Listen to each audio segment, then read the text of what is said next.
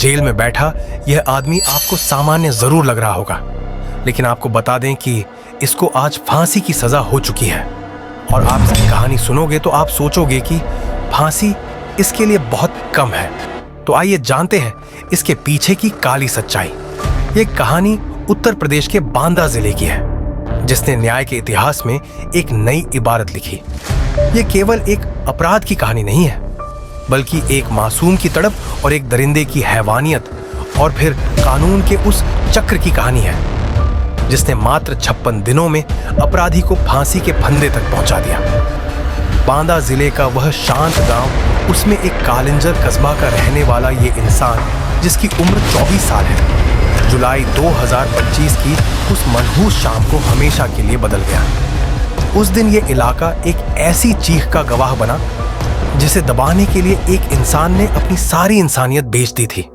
इस बंदे का पूरा नाम अमित कुमार रायकवार, जो उम्र में तो युवा था, लेकिन उसका दिमाग किसी अंधेरे जाल की तरह काम करता था। वह उसी मोहल्ले का रहने वाला था। अमित के घर के पास ही एक घर था जिसमें वह 6 साल की मासूम बच्ची अपने छोटे छोटे कदमों से खुशियां बिखेरती फिरती थी। अमित उनका पड़ोसी था। उस दिन अमित के मन में जो शैतान जाग रहा था उसे कोई देख नहीं सका। उसने उस बच्ची को बहुत ही सामान्य तरीके से पान मसाला और गुटखा लाने के बहाने अपने घर के भीतर बुलाया और कुछ पैसे देकर कहा कि जो बच जाए उसमें से अपने लिए कुछ ले लेना। पड़ोसी होने के नाते बच्ची के मन में कोई डर नहीं था। वह नहीं जानती थी कि वह जिस घर की दहलीज पार कर रही है वह साक्षात मौत का दरवाजा है। जब बच्ची बाहर सामान लाने गई थी तब तक में इस दरिंदे ने अपने मन में सोच लिया कि उसके साथ क्या क्या करना है।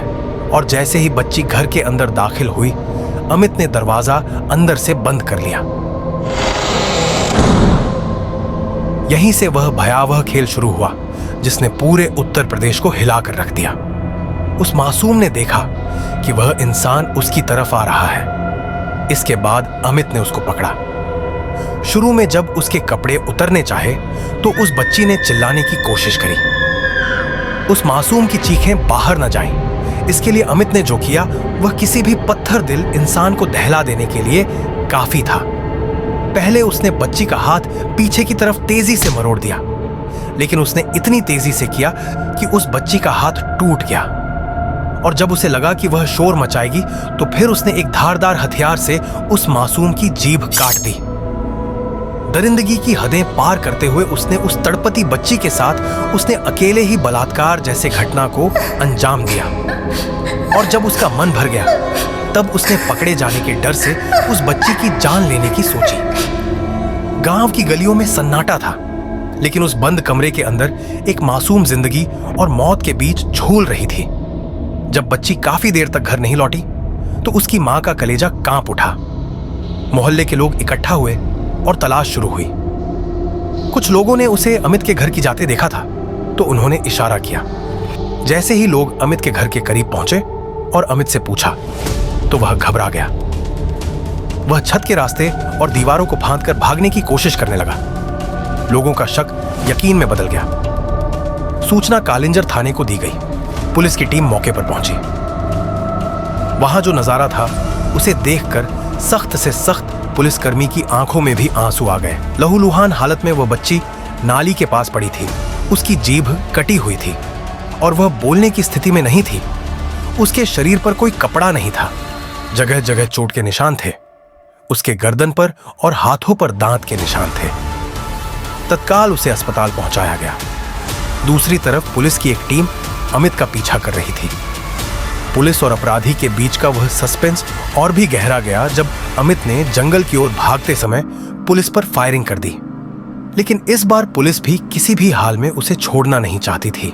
जवाबी कार्रवाई में ऑपरेशन कन्विक्शन के तहत पुलिस ने सटीक निशाना साधा और अमित के दोनों पैरों में गोलियां मार दी। वह वहीं गिर पड़ा। उसे अस्पताल ले जाया गया, लेकिन इस बार वह पुलिस की गिरफ्त में था। सस्पेंस यहीं खत्म नहीं हुआ। असली चुनौती थी उसे सजा दिलाना। बांदा पुलिस ने एक चुनौती स्वीकार की, इस दरिंदे को कम से कम समय में फांसी के फंदे तक पहुंचाना। चार्जशीट दाखिल हुई, डीएनए सैंपल भेजे गए और फॉरेंसिक साक्ष्यों को कड़ियों की तरह जोड़ा गया। अदालत के गलियारों में हर दिन सस्पेंस बना रहता था कि क्या अमित का वकील उसे बचा लेगा, क्या सबूत काफी होंगे।